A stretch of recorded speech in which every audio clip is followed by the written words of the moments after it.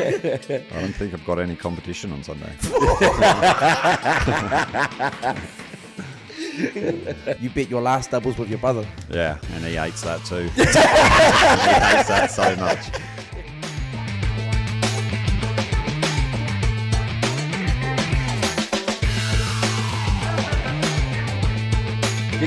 All right, we're back here with the Captain. Cap Philly. Thanks for having me back. Yeah, I mean we got some exciting news. I mean before we go to the exciting news, we'll talk about what we've just been through. Yeah, we just let's talk about HYROX Brisbane and how cool that shit was, man. Yep. Yeah, it was epic. Yeah, it was so good. I think we had like 22 people there, and it's just a whole bunch of new athletes to the field, and a couple of return from last year. It was actually a really exciting 5 days. Yeah, and you love, like, we love to see, right, people like challenge themselves to that next step, because what we see super often, right, people they kind of dip their toe in like a relay. Yeah, they'll dip their toe in like a relay first, and then you'll see them step up to a double. Yeah, 100%. And we said a bunch of that at Brizzy. Yeah, we saw a couple accidentals, purchased the wrong event but stuck to it as well, didn't we? Oh yeah, we had Dee and Liz who accidentally purchased a pro women's double, which is pretty good. They actually did quite well. Yeah, good on them. They trained really hard for that event as well, and still smashed it. So yeah, super proud of those two. And not to mention, like, as much as we had 22, you yourself, like, post-Melbourne, you suffered some big injuries, didn't you? Yeah, I've had a couple of injuries, Achilles, hamstring, shoulder, all the above. Starts with a couple. Yeah, couldn't run for about 2 months or 3 months even, and luckily it all came together at the end there. Yeah, so I was pretty happy. Yeah, and then put up some wicked times, man. Yeah, it wasn't too bad. It was like a minute off my PR, but like all things considered, like 4 weeks of just only running, we got back there. Yeah, so. Hell yeah. Yeah, and then we had then we had yours and Cammy's double.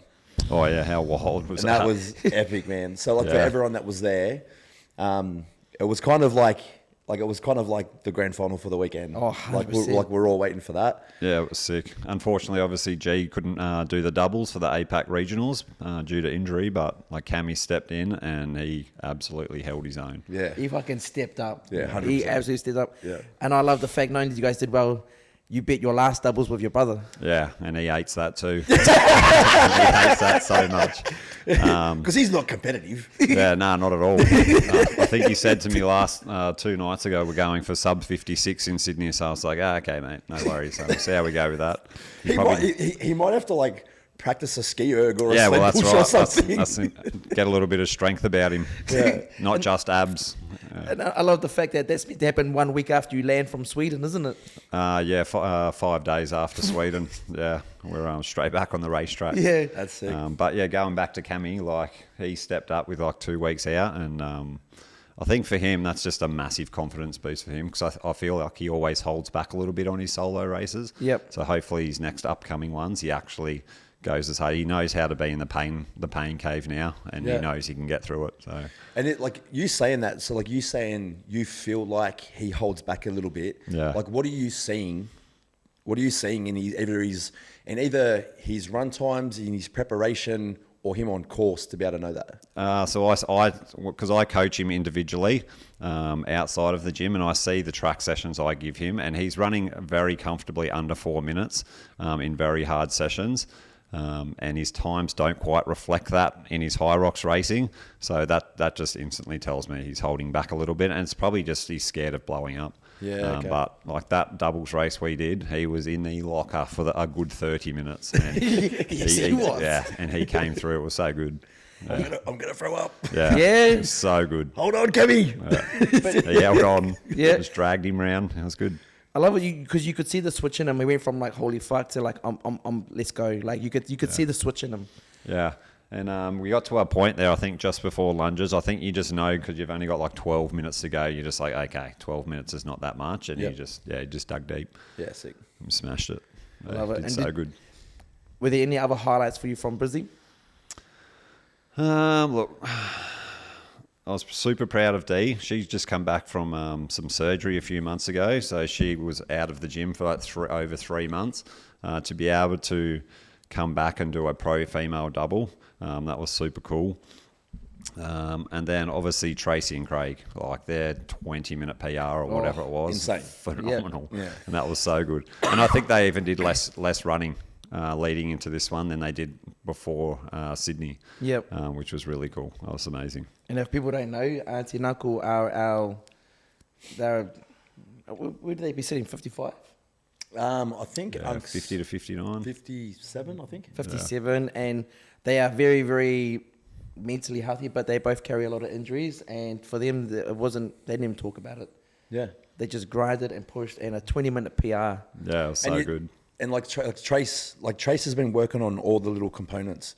Like she's got like she'll wear a knee brace because like dodgy knees, so that like lunges give her the most trouble. Yeah. And I remember Sydney, like correct me if I'm wrong, but I'm sure Sydney, she can only lunge one side. Like one yeah, I think knee so, wouldn't yeah. allow her to lunge, but she's now able to lunge both sides. And then obviously with a mixed double, she's got to do the lads weights.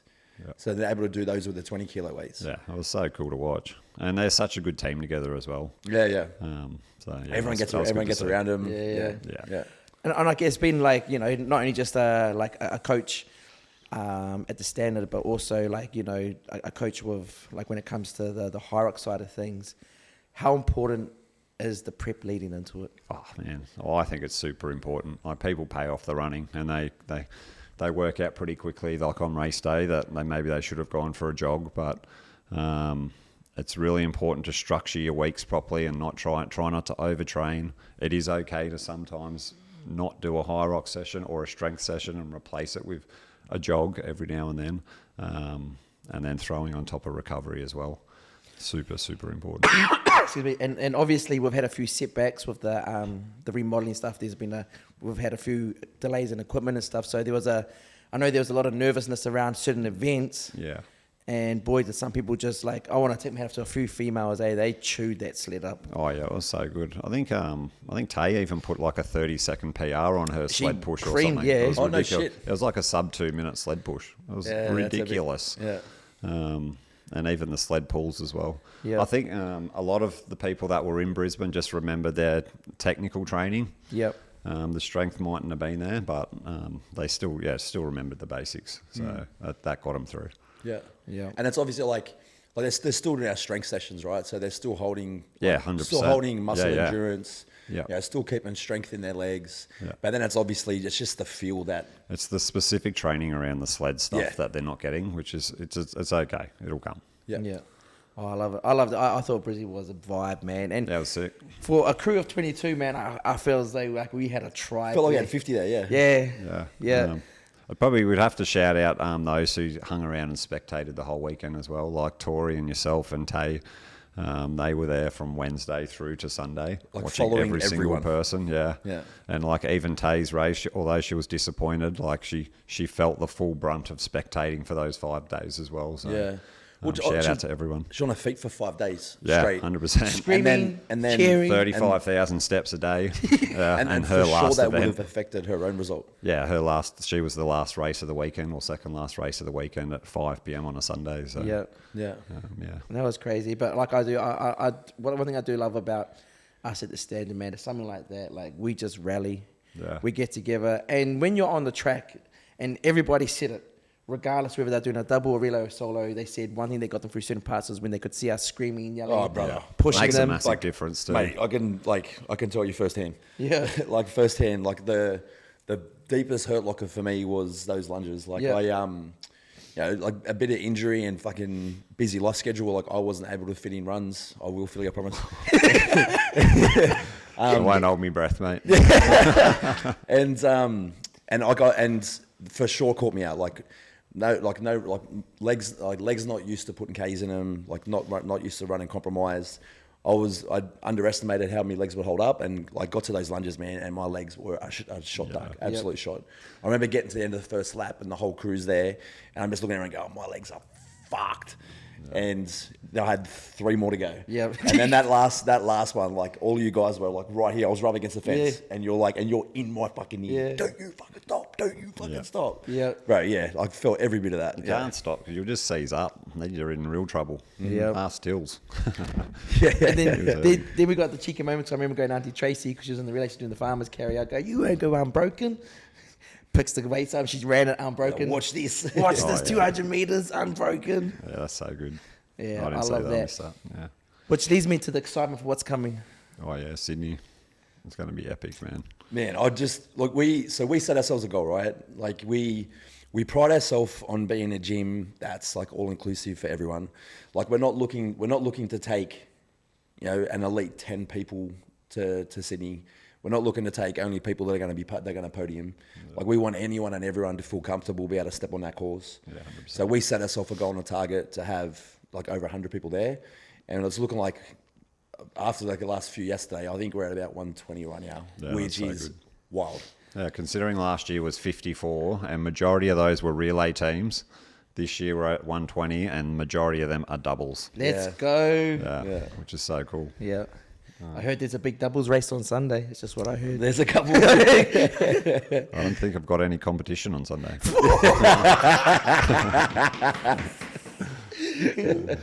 I think Philly after Tash and Benny, I think Tash and Benny might have Philly sweating just a little bit. They did for about 35 minutes, and then I was doing the calculation. I was like, I'm sweet. He's in there working out the numbers. He's like, we're good. We can breathe. We're good. But I like it. I like the competition. It just makes me train harder. Yeah. Yeah. And that's what I love about it too. I love that as a gym, not only can we support each other, we can find that friendly competitiveness among each other. Absolutely. And it creates that platform like, okay, you have that little in-house like banter now, you know, that encourages you and it pushes you, but then it holds you accountable. Yeah. And I love that. I love that. Trying to find like the ultimate team within the gym, just to see how fast the mixed double can go. That's going to be the challenge. Yeah. Yeah.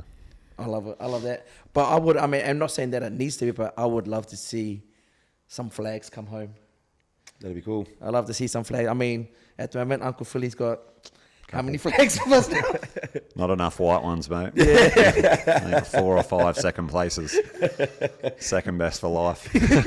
Nearly there. You're nearly there. And, you know, like, I would love to see it. But, man, I feel like we need to call somebody and just let them know, like, we should be able to get some sort of notoriety or shout out that we are bringing a tribe. Yeah, it'd be cool to know. It'd be cool to know like what the biggest representation there is, because for sure we've got to be close. I'd imagine we're close. Yeah, I think last year was F45 Deacon from Canberra who had 85. Yeah, okay. Obviously, a year later, it's probably going to be a little bit different, but it wouldn't be far off it. Yeah, that'd be epic. Yeah, it would imagine having the biggest amount of representation there. Yeah. How cool would that be? I reckon our presence is going to be known. Yeah, for sure. I reckon our presence will be known. We just have everyone kitted out. Yeah, everyone kitted out at all times, so we just stand Saturate out the place. the entire weekend. We've got to have all our kids. Man, I'll tell you what, Fee's boys was the best. They had these signs. Yeah. Go, Coach Philly. And they'll stand because they're so short. They lift their signs up and you see people there filming their people and that. And then a sign comes up for their camera. You have to lift the camera over the kids' And sign. they were at every station as well, right in front of wherever I was, which was really cool. Yeah, that was mad. And how good is that? They like, it's not just the parents and the members doing like the kids are becoming part of it. Yeah. You know, having kids there in Brizzy, a handful of kids there who are just all part of it and they understand Like it. you had Jess Owens. I think that was her first solo, right? I think it might have been her first one, or maybe I think she's done it one was, before. but I can't remember. You heard, one of the things that she said she was so proud of was her kids got to witness it. Yeah. And her kids got to see like mum could do that. Yep. Like, that's the cool shit. Yeah, just watching their parents do hard things. Yeah. Yeah, and so it teaches them that it's okay. It's okay. I love it. So what that means then is, what is the next 10 weeks going to look like for us at the Standard? So I think we kick off Monday morning. We've got to start with 2 4-week blocks of pretty hard training. It'll be progressive training. We'll have like a bit of a rest in the middle there. And we'll have a real good mixture of both single training, doubles training, and I'll probably throw some team-based stuff in there as well, just so the relay guys can get involved as well. And then on top of that, probably look at doing the HYROX conditioning test, maybe at the start or in the middle there somewhere. And then we'll finish off with a small taper and rip in. And then from memory, the top of my head, our strength block, we go right into I believe it's the like 2 weeks out is like on the end of our like volume phase. Oh, yeah, and that'll work perfect. Yeah, so we're like in our strength block, we'll have 3 weeks of volume leading into what would then effectively be like our taper week leading into Sydney. Yeah. So as long as everyone gets like a good mixture of both the strength and the HYROX components, everyone should smash it. Yeah. Okay, and so obviously we've got a lot of novices this year, a lot of first timers, there's a lot of nervousness now. Everyone's excited. They buy the tickets and they're like, oh no, what have I committed myself to? And there's like a bunch of questions like how do I train for this? Like what do I do? How do I set up my week?